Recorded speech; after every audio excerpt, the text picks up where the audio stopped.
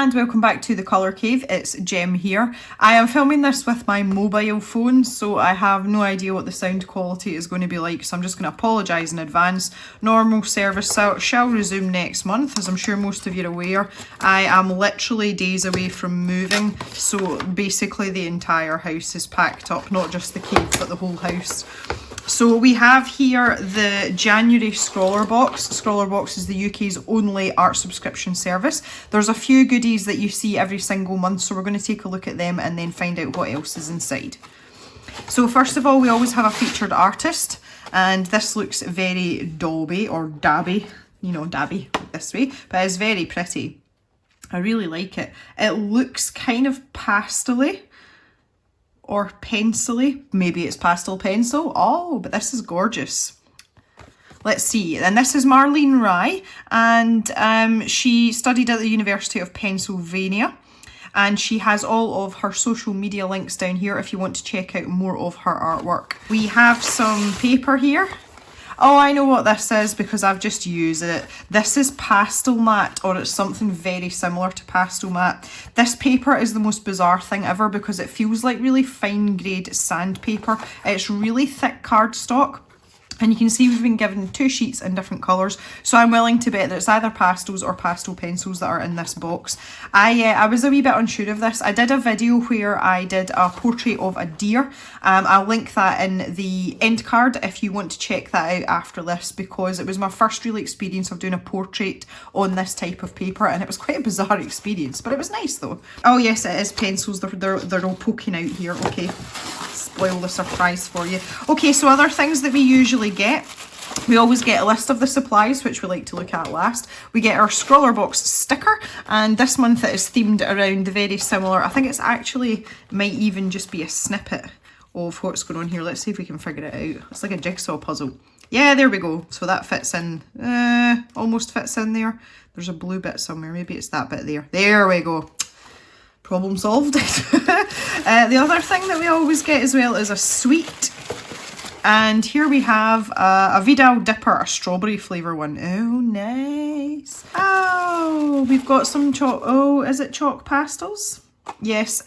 We have 10 soft pastels in half sticks, and these are Rembrandt, the Desert palette. Oh, that's quite interesting colours. I am not a huge fan of soft pastels. I don't like the mess, and I just find them really sort of squishy, which is why I have been trying pan pastels recently. This is going to be fun. Let's see how big these are. Oh, they're just little diddly ones. There's actually quite an interesting selection of colours there, and they don't seem too bad on the outset, but yeah, I'm just not a fan of this at all. I don't like mess. We've got these beautiful colours which we're going to swatch out in just a moment. And we have 3 Brunzio design pencils. I have no idea if that's how you pronounce it, but that's the way I've been saying it for like 2 years. 3 pastel pencils, and they don't have colour names, but they do have dipped ends to show us. So we've got a blue colour, a pinky colour and a red colour. So that kind of goes back to what we've got here.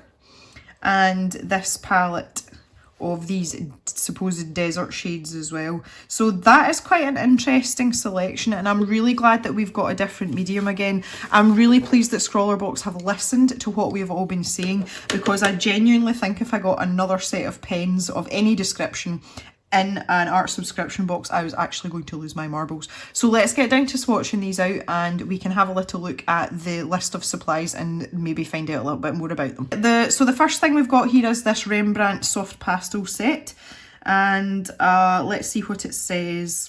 Artists who work with pastels tend to see their work as a painting rather than a drawing. Now, this was a question that I asked when I started exploring pan pastels, and that was also the answer that I was given. After having used the pan pastels once or twice now, I agree with that. It does feel a bit more like painting than it does drawing. Okay, so these have a good degree of light fastness and very high colouring power due to a high concentration of pigment. Each colour is made according to a unique formula, so that might suggest that the consistency between the colours might not be consistent. And the necessary raw materials go through a very strict set of controls for each new batch. Okay, so let's swatch these out then. I'm going to swatch out on some plain paper, and this is just so that you can see them against a white background, and then I'm going to sacrifice one of these sheets because I have got, as I said, some pastel matte already in a very similar shade as well, so that will be okay. So let's just try these chalk pastels out then. and see what they can do. Obviously, you're not going to get the full force of the colour here, because one of the things that makes pastel paper special is that it has like a really fine, like almost sandpapery type grit to it.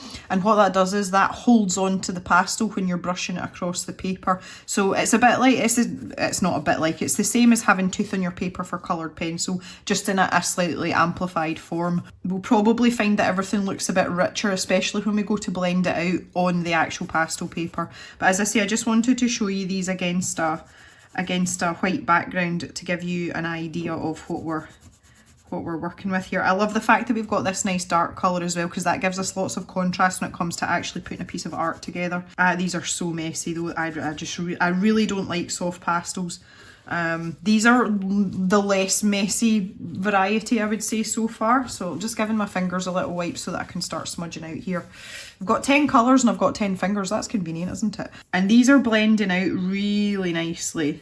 Even on this relatively smooth paper, they're doing not a bad job at all. Look at that turquoisey colour. That's lovely. I really like this one. Just need to remember which finger I'm using here. Oh, there we go. So let's start. I don't know how well I can do this with my right hand. I've never tried this before. It feels really awkward. Oh, I tend to favour, see, especially for smudginess, I like dark colours. So that dark sort of bluey purpley colour here is just tickling me a little bit. Okay, we've got a few that are quite similar, but there's still a discernible difference to the naked eye. But that is a lovely colour palette, and I think we can do quite a lot with that should we choose to. And if we move on to the pastel pencils, as with watercolour, it's helpful to use pencils to add finer detail to your work. I agree. I've also used pastel pencils along with my pan pastels as well, ensuring that you're not limited to bolder strokes and you can take that extra step to refine your work. These are essentially superior quality pastels encased within a pencil. 1.3mm double glued core. They also hold a point better than most pastel pencils and are a joy to sharpen. Really? Okay, so let's have a look at the colours here. So we've got a nice bluey shade. Ooh, that's quite nice. And we have a pinky shade. Oh, it was very pink, my goodness, I wasn't expecting that. And then we've got this red. Now that's quite interesting. So first of all, let's see how smudgy these are going to be, because technically they should still be reasonably smudgy. Oh yes, they're super smudgy. Wow, okay. I wasn't expecting them to be that smudgy. That's really nice. But now also, if we take this blue and we work over one of the paler colours, you should be able to, so you can see here that if you had some sort of shape, you could add in some shading, and you know, you could really work on top of that, and then you can go back in with your pencil just to get those really fine details in, if that's what you wanted to do. So this is like an ideal set of supplies to come in a box. You've got everything you need, regardless of your actual art style. You can make use of this. If you're a more abstracty, Monet type, Dobby person that likes to do this sort of thing, you're covered, because you've got your pastel sticks and you can smudge them about till your little heart's content. If, like me, you are a complete pencil person, or even for those of you that prefer a more cartoonish style, because you've got these three pencils, you've got that accuracy and you've got that point that you want if you want to outline things, that sort of idea. So I really, much as I don't like soft pastels, I really like this box, and I think they've done a really good job with this. So let's talk about the paper. I don't think this is Pastel Matte specifically, but it's very similar. But we can have a wee look here. Canson, this is, I don't even know how to pronounce that. Canson Me-Tent Touch Paper, 350 GSM, so very, very thick. Unique surface texture, allows for many creative possibilities. Well, I wouldn't say it's unique because it feels like freaking Pastel Matte to me, but okay. High quality paper sheets retain all dry pigments perfectly because of microabrasive surfaces. So that's the sort of fine sandpaper texture I was talking about. And it's created by a sanded primer, so there you go. It's the ideal surface for dry pastels, allowing them to perform beautifully, give your artwork a new dimension, which allows colours to pop due to a thinly sanded surface. And the Scrawler challenge, just while we're here, is reflective skies. That's going to create a lot of landscapey, sky type, sunset pictures. I mentioned this in the Upcrate unboxing last week. I will not be participating in the challenges this month, therefore there will be no videos on the Scrawler challenge, and it's just because I'm about to move house and I just can't. Unless someone wants to really think outside the box, which I know some of you do, I do sometimes as well. I'd be interested to see if there's any Scrawler challenge pieces that aren't landscape pictures or pictures of a like reflection of a sky off of a mirror or water, because that all seems to be very obvious to me. That's one of the things I really like about doing these challenges, to try not to think in the obvious. Okay, so let's try this out on, I'm just going to use this grey one, and we shall try out these supplies all again on this paper, and it'll let you see the difference and also just let you see how rich they actually are when you use them on a suitable surface. And obviously naturally the paler colours, they're going to come up a lot better because the paper is slightly darker. And I'll just do what I did last time. I'll just wiggle my way across here. Oh, look at that, that's nice. I really like that dark purple. I'm really into this. Oh, hey, throwing things away. Oh, these blues as well. Whoa. I don't even have like a cotton bud or anything to hand. That would have been nice right now. Okay, so you can see how evenly that is spreading out and blending out, and the edges are so soft on that, and that is exactly why you want this kind of paper. Now, because that's kind of like sinking into the grit of the paper, you can then go back over it with another colour, and it's not really, unless you really like mash away at it, it's not going to destroy what's underneath as well. And that was something that I really liked about this. So you can build up like a lot of depth. If you just go lightly with these layers, you know, don't push into them too hard, you can build up some really nice effects and blends and just really get the depth that you would expect from another medium. So there you go, you're starting to mix colours there. And that is so easy done. I've literally just gone like that with my finger. There's nothing sort of technical and complicated about it, and it's actually quite satisfying. Say, if you can deal with the mess, then it is absolutely 100% worthwhile. Right, so let's just smooth out the rest of these and see what they look like. So the only one that I feel that's really disappearing is this pale sort of more lilac-y colour. It's just a very soft colour on this paper. But again, I think if you built up a few layers of that, you could probably get it to pop out from this shade of paper. I'm very aware that I'm getting a shadow cast over my shoulder. Normally when I'm filming, the cave window's in front of me, and normally when I'm filming, I film in the morning, so the sun is over here somewhere. I've got this weird hinky little side window, and I am filming in the afternoon, so the sun's kind of like annoying me from that angle. Right, let's just try and build this up, see if we can get some vibrancy from this purple or lilac, whatever you want to call it. Let's see. Yeah, a wee bit. You may be able to see that slightly better now. I'm trying to keep my head and my shoulder out. Okay, let's try this one.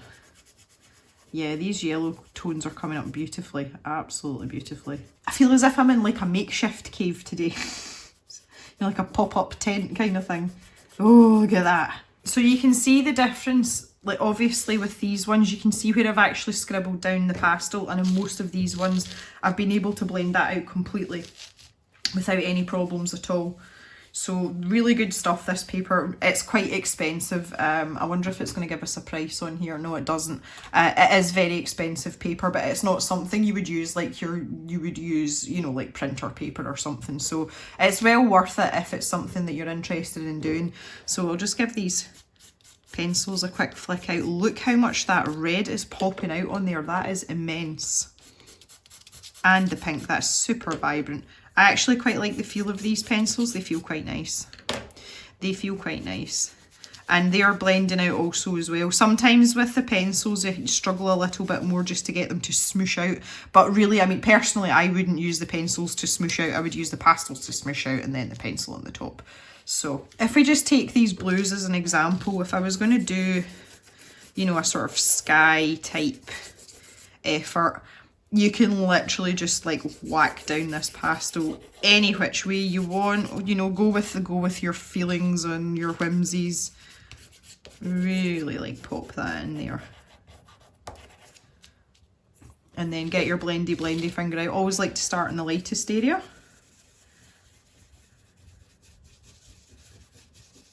Just give that a quick blend. And then we can pull in these darker colours around here. and then work into the really dark colours.